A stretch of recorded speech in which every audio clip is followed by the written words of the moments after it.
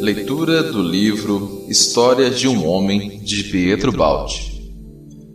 Capítulo 6. Primeiras escolas e primeiros problemas. A descrição do desenvolvimento interior do personagem impôs-se por sua própria força íntima neste escrito, antecipando a dos fatos exteriores. E isso porque é naturalmente muito mais importante e leva à compreensão destes, aos quais devemos dar, entretanto, um rápido olhar, sobrepairando o secundário, tudo quanto de material não tenha sido espiritual. Os fatos exteriores da vida não têm, frequentemente, o significado substancial das experiências interiores.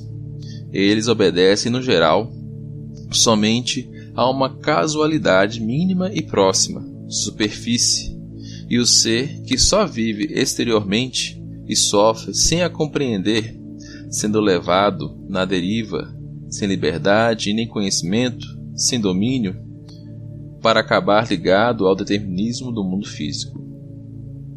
Mas isso não impede que até mesmo os acontecimentos exteriores às vezes se liguem à substância interior e sejam a expressão de impulsos das forças do destino, que também naquela experiência necessitam manifestar-se. Assim, interiormente animados e iluminados, eles então revelam uma vontade convergente para determinados pontos e assumem outro significado. No caso do nosso protagonista, a juventude representou um período de lenta e tranquila preparação. As provas, devendo ser graves, esperavam que ele se formasse. Devendo ser íntimas e complexas, exigiam como necessária premissa uma profunda maturação. Ninguém de fora suspeitava que germes se elaboravam naquela juventude, aparentemente tranquila e insignificante. Aquele destino complexo, não podendo revelar-se senão num homem maduro, aguardava no seu lógico desenvolvimento que ele se apoderasse do sentido mais profundo da vida. Ele, enquanto isso, andava a procurá-lo. Assim passou a sua juventude, estudando na escola, como tantos, vida cinzenta uniforme. A escola, sendo convivência, foi para ele um estudo de adaptação à vida humana. Observou tudo que os professores exigiam dele, as condições que lhe propunham para conceber-lhe a compreensão procurada, passar nos exames. E deu à escola aquilo que ela pedia, como se dá a Deus o que é de Deus e a César o que é de César.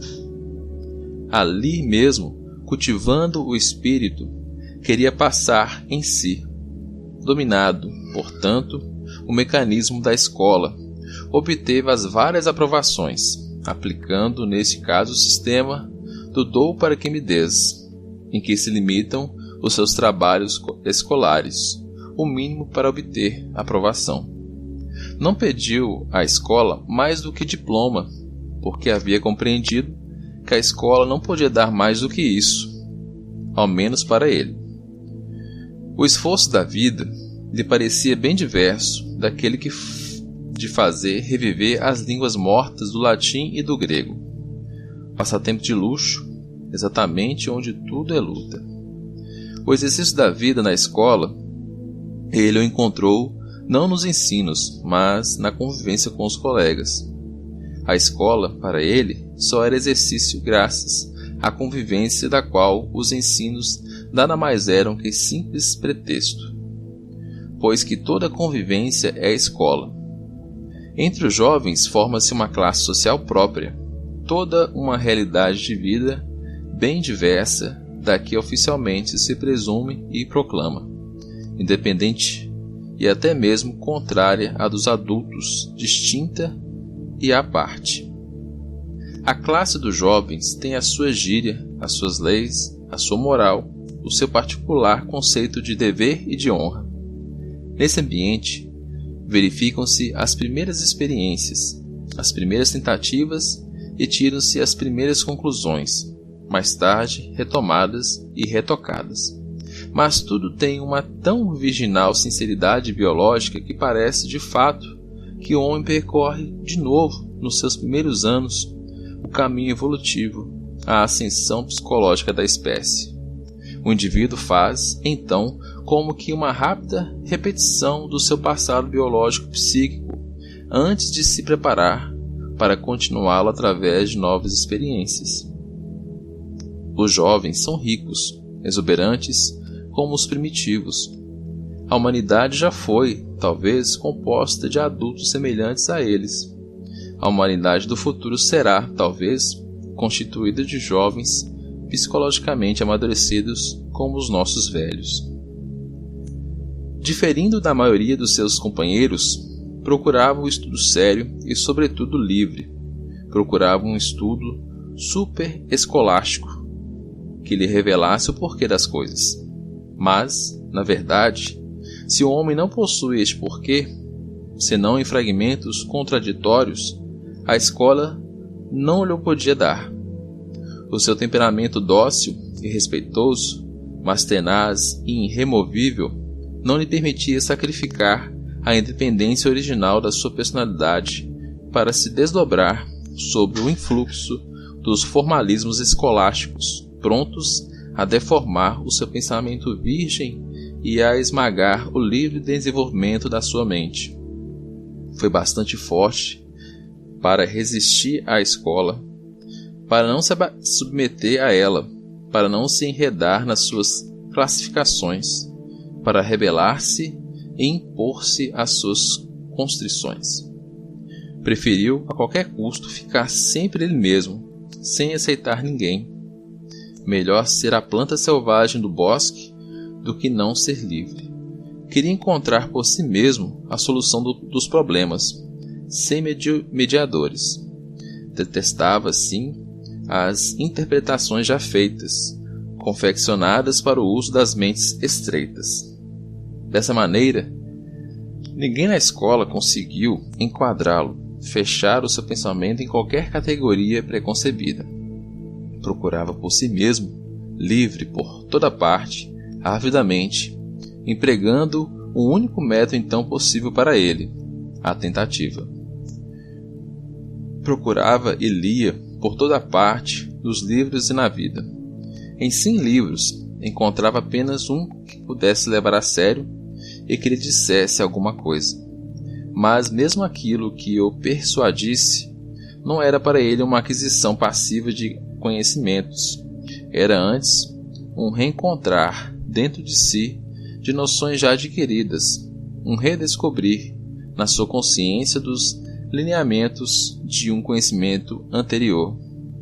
Era quase como se já soubesse, mas não recordasse, e pedia ajuda aos livros para o fazer. Tomava os livros mais estranhos de todos os gêneros, procurando ligações inusitadas e relações entre as coisas mais distantes de natureza opostas. A leitura não lhe servia tanto para aprender o pensamento alheio, quanto como agente do qual nascia uma reação de pensamento no qual só ele verdadeiramente lia.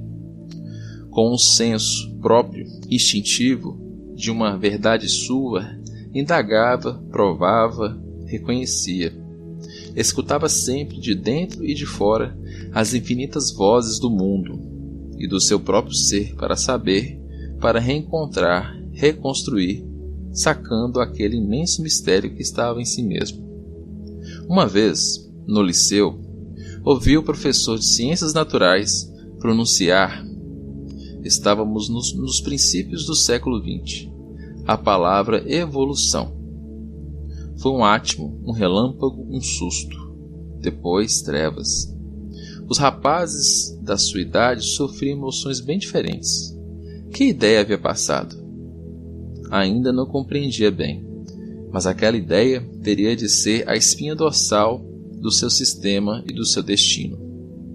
Entretanto, já desde criança, começara a explorar as possibilidades sensoriais e perceptivas de seu organismo físico, como um condutor que experimenta a máquina para a viagem e a observa com simples instrumento de ação, sentindo-se bem distinto dela. Tomava-o um grande espanto ante os limites misteriosos do espaço e do tempo. Multiplicava-os, decompunha-os, ultrapassava-os, sem conseguir resolvê-lo. Havia nele como que outra concepção e sensação fundamental do ser, que se cansava ao adaptar-se ao ambiente terrestre e às suas limitações. O seu verdadeiro elemento conceptual não era o limite, mas a eternidade do tempo e o infinito do espaço. Agitava-se ainda na sua alma um anseio de incontida liberdade e a existência num corpo físico que lhe parecia insuportável prisão. E passou a sua vida procurando evadir-se, superar todos os limites de sua constituição humana para reencontrar um mundo que seria realmente seu e não sabia para onde, além das suas possibilidades conceituais e sensoriais, além daqueles torturantes limites inexoravelmente postos na sua vida atual, espaço e tempo. Mas devia saber ainda outro esforço: compreender o mecanismo psicológico, motor oculto dos atos dos seus semelhantes, compreender como podia funcionar e como funcionavam aquele motor e aqueles atos. E devia por fim saber adaptar-se a todas as normas sociais que deles derivavam para todos e também para ele. Encontrou-se assim diante de uma dupla tarefa: redescobrir-se a si mesmo e compreender o que eram, na verdade, os seus semelhantes, se o que aparentavam ou coisa diversa. Esta última foi a sua mais fatigante pesquisa juvenil, pois que naturalmente e sincero havia ingenuamente acreditado na sinceridade dos homens, entendendo que a forma exterior correspondesse à realidade. A princípio, acreditara que aquele respeitável senhor, tão sério, reverenciado e carregado de títulos, fosse um cavalheiro. Acreditara que aquela senhora tão piedosa e gentil fosse de bom gênio e conduta exemplar, que aquele santo homem tão religioso fosse de fato crente e não praticantemente ateu. Acreditara que aos nomes correspondessem as coisas e que as várias atividades humanas fossem praticadas para o fim que as qualificavam. Acreditara que o médico curasse, que o advogado defendesse, o administrador administrasse, o filósofo soubesse, a lei protegesse, a escola ensinasse, a religião educasse, a ciência concluísse, o crente acreditasse, o altruísta pensasse também nos outros. Uma triste realidade lhe apareceu, apenas se arriscou a olhar por trás dos cenários. Foi uma amarga desilusão. Daquele dia em diante, desconfiou do homem e o desprezou. Devia andar muito, ainda por vias não humanas, para chegar, não obstante tudo, a amá-lo. Compreendeu então que a sua sinceridade era tomada por ingenuidade, a sua bondade por tolice, a sua paciência por fraqueza. Aprendeu assim, na verdadeira escola da vida, uma linguagem muito diversa da sua, e que ele, entretanto, devia falar, porque era a linguagem do mundo em que tinha de viver. Aprendeu assim, duramente, a verdadeira ciência que não estava nos livros. Vencida a primeira surpresa da descoberta de uma realidade tão diversa nos fatos de que ele sentia nos espíritos, a ingênua credulidade caiu e atirou-se seriamente ao estudo da verdadeira natureza humana. Encontrada a chave do sistema, quis aprofundar, pela observação, o conhecimento para compreender a fundo a técnica deste método humano de luta, feito de força e de astúcia, ao invés de justiça, bondade e sinceridade, como havia acreditado. Surgiam-lhe, então, como que dois mundos diversos sobrepostos, dois planos de valores, um mais elevado, melhor, mais fictício, estendido como um nobre manto de aparência sobre outro mais baixo, pior, mais real.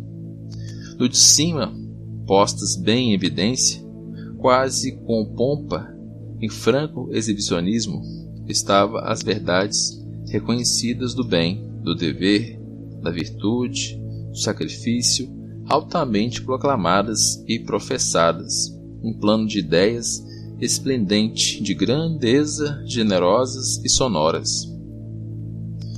No de baixo, pelo contrário, estava a necessidade férrea e desapiedada. Ao invés de generosidade e conveniência, ao invés do altruísmo, o egoísmo, ao invés da sinceridade, a mentira, ao invés da justiça, a força. Um mundo regido por moral diversa e oposta, mas não obstante tão orgânico e lógico no seu nível, como se sentia autorizado a julgar o mundo mais alto como coisa de loucos, a ponto de nem sequer sonhar em tomá-lo a sério. No de baixo havia luta surda de rivalidade feroz do mais forte. Estes eram os fatos, estes os princípios em que o homem, com as suas ações, ao contrário de tudo quando dizia, demonstrava acreditar. Por que essa estrutura dúplice e contraditória? Por que este escandalizar-se em público justamente daquilo em que mais firmemente se acreditava em particular? Por que esses fingimentos de uma vida fictícia, esta mistificação? Por que, se o homem é um vil, não tem a coragem de aparecer como é? O problema era certamente complexo. Sondou assim a fundo as expressões deste dúplice rosto humano, um visível, o oculto, perscrutou o verdadeiro significado da palavra dita, não para exprimir, mas para ocultar e disfarçar o pensamento dos atos praticados com objetivos aparentemente diversos dos reais. Não que tudo fosse absolutamente assim. Havia também os representantes do plano mais alto, daquela outra moral diferente, mas eram tão poucos, e os representantes dos mais baixos eram tantos que quase determinavam a regra. Sempre este jogo de contínuas inversões, uma incoerência, um contradizer-se em tudo, entre a realidade e a aparência. Isso tornava o jogo da vida muito mais difícil. Perguntava-se qual seria a lógica ou conveniência de tão inúteis complicações, por que razão todos teriam que suportar tão inútil peso, porque essa fadiga de caminhar em terreno que tudo tornava falso, tão voluntariamente semeado de traições. E perguntava-se ainda que coerência havia, depois disso, na predicação de bondade evangélica, se de fato não existia embaixo mais do que rivalidades impiedosas. E dizia a si mesmo, o ambiente humano é assim tão tristemente constituído, que o ideal não pode se mostrar senão na forma de uma impotência e persegui-lo. É condenação sem esperanças, essa trágica luta pela libertação e pela redenção? Se o espírito humano havia sabido atingir a concepção de certos princípios, por que não os aplicava? E se não os aplicava, por que tornava assim tão difícil fazê-lo? Certo, o sistema humano era realmente aquele, e ele aquilatava e inegável estrutura. Cada jogo tem as suas regras. Ele se havia ligado àquele ao nascer e devia compreendê-lo e sofrê-lo. Assim era a vida e assim devia aceitá-la. Mas se admirava de que a esse mecanismo o seu instinto não aderisse tão espontaneamente como os dos outros. E perguntava-se o porquê dessa diversidade. Não se deveria, acaso, culpar o homem? Era maldade ou antes fatalidade? Quem havia estabelecido essas leis? Talvez o homem não fizesse mais do que seguir a sua, que o obrigava a exigir da vida um rendimento concreto. Talvez ele apenas fosse uma necessidade inferior, feita de duras provas, sem possíveis margens para generosas ideias. Talvez o homem fosse mais miserável do que mau e merecia mais piedade do que condenação.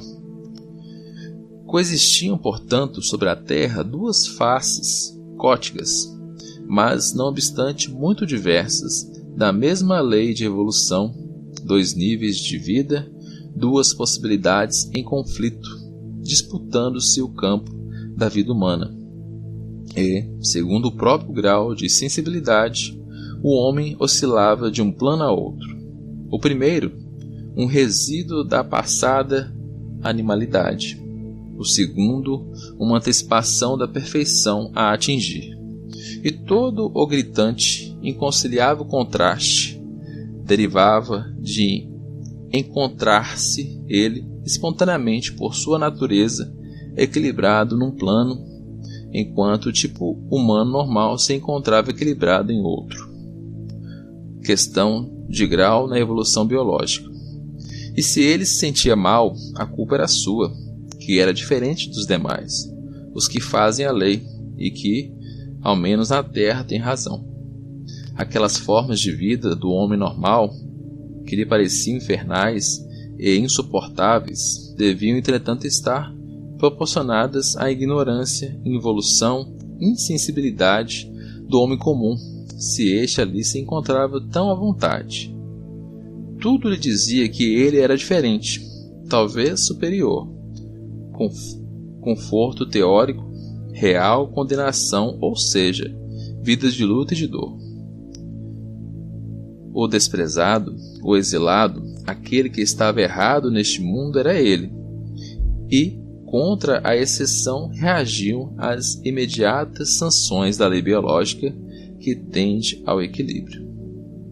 Na sua honestidade e sinceridade, era um desarmado, uma bela presa ao mesmo tempo.